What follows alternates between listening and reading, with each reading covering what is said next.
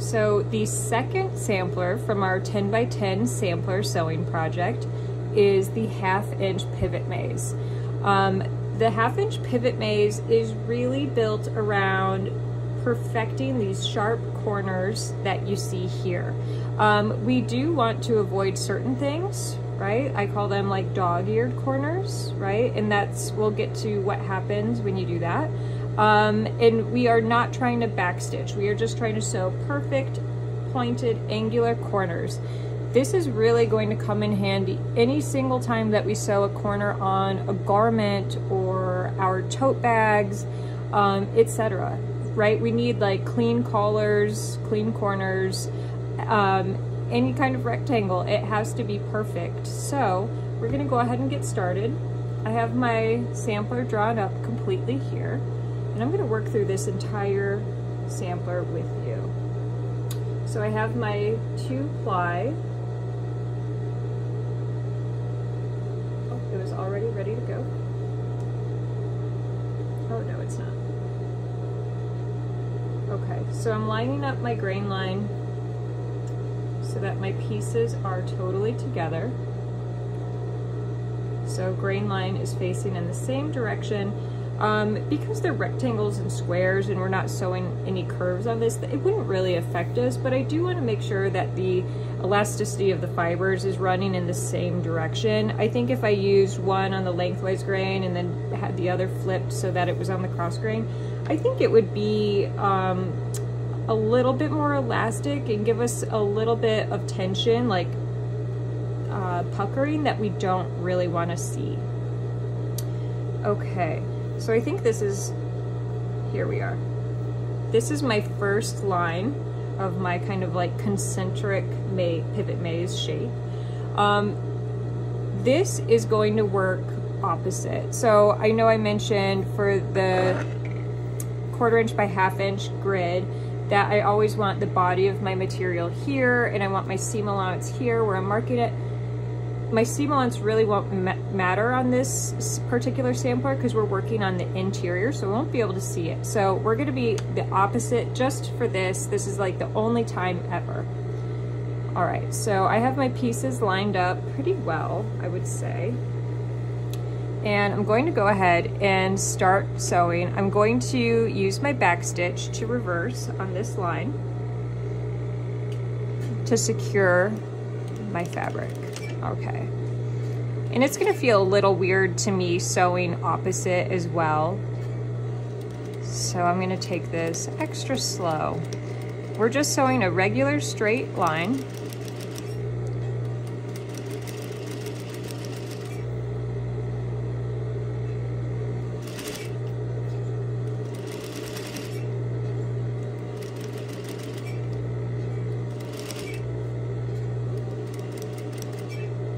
Okay, as I approach the corner, I don't want to sew all the way through it, so I'm actually going to use the hand wheel just to crank my machine towards me.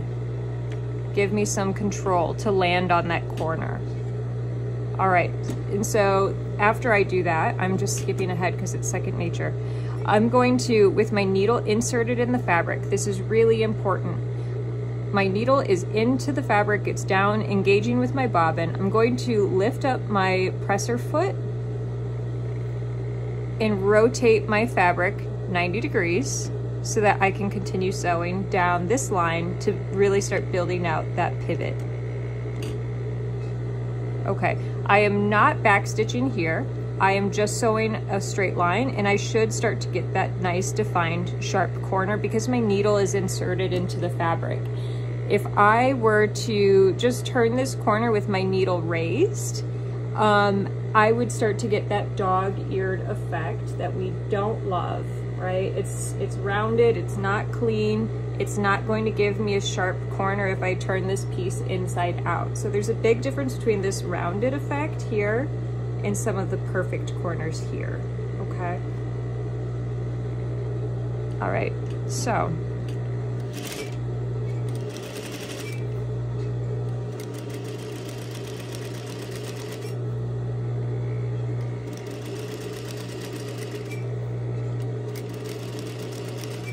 All right, I'm going to definitely go slower as I approach the corner, and I'm going to walk my machine just with that hand wheel on the side.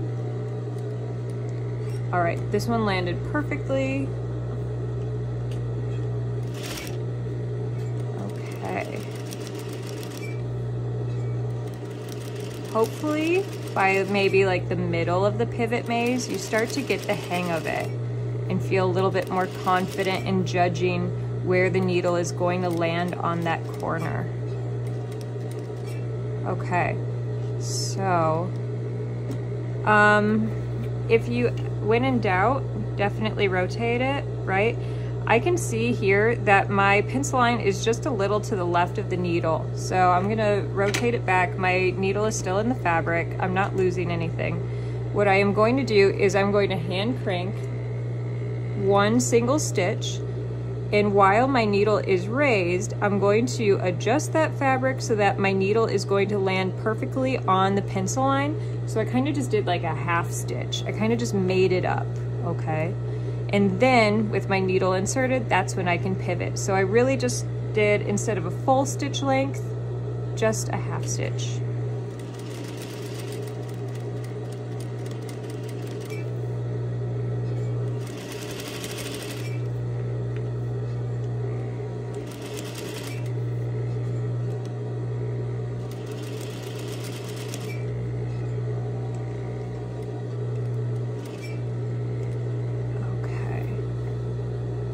Of pivoting. Oh, good. It turned out really nice and clean. So you can see what a half stitch can do.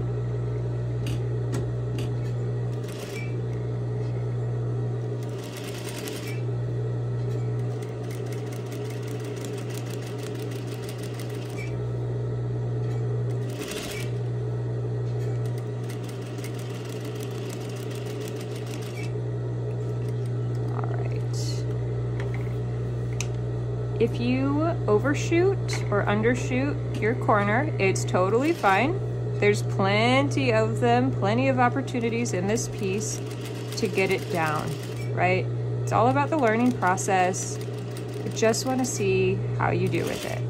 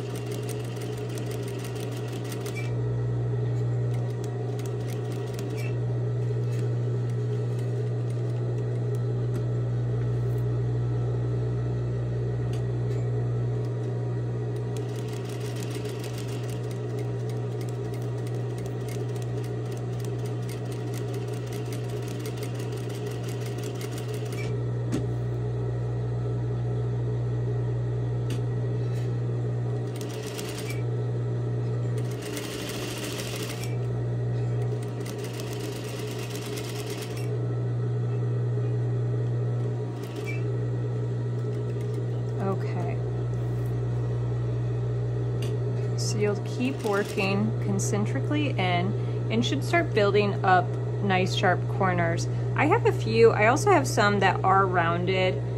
even though I know I'm really hitting those points perfectly. So that might be a bobbin issue, which I will work on my machine. Maybe, because my bobbin thread is actually sewing perfectly. So I'll be checking that out just to see what's going on. Or my top thread is the way it's engaging, but we'll see.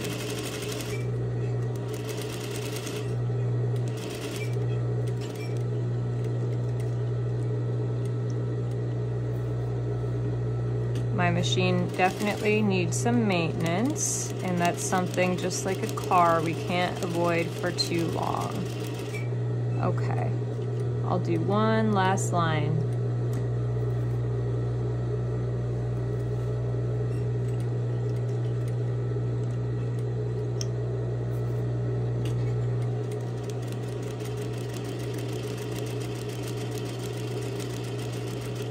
I'll keep going. Bunch of half stitches.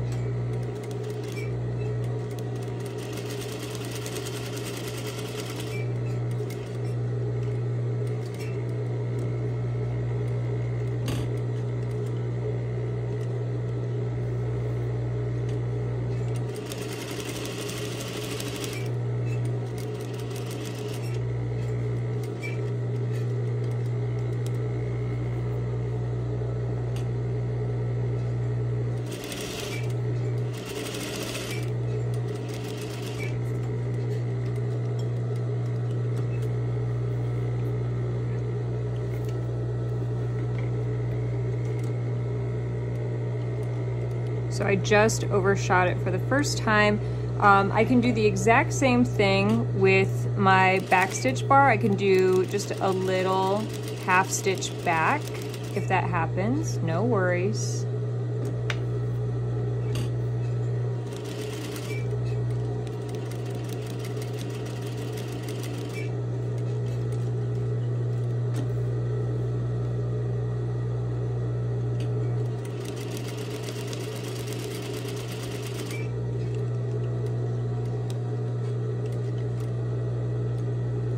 I am noticing with my corners that on the ones I do a half stitch on, they turn out perfect and clean, and the ones that I am pivoting perfectly on are not. So I definitely need to check out my machine and see what's going on with either my actual tension up top or changing the tension on my bobbin case, because very often that can be the culprit.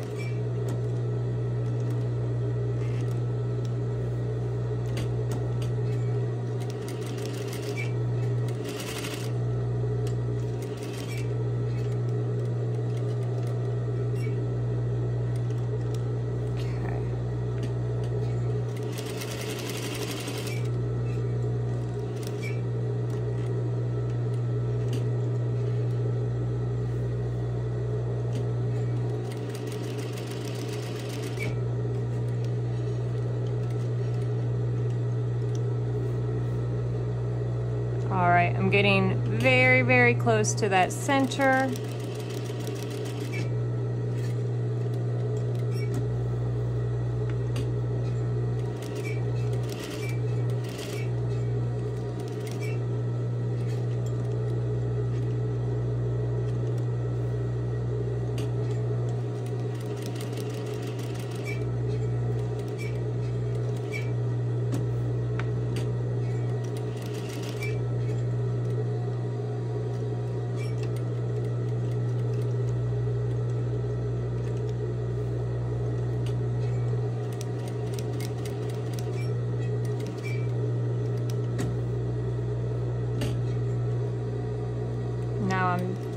Short distances, I'm just kind of walking my machine at this point just to make sure I don't go over. Okay, and I'm gonna back stitch finally, pull my thread away. All right, I'm gonna show the back because it's definitely more satisfying than the front is. The front, I definitely do have tension issues. That's why I'm getting these long points here. I'll hold it up closer. Getting these long points. That is the bobbin thread getting pulled, right? We can see the top thread is pulling around. It literally looks like the definition of like cutting a corner. It's rounded, those dog ears. We don't like that. But on the back, I have really lovely, perfect, sharp right angles. So I definitely do have a tension issue. It's disappointing, but that is something I can work on. If this happens to you, use the backside. Take a photo of the backside for your documentation. It's fine, I understand, it happens.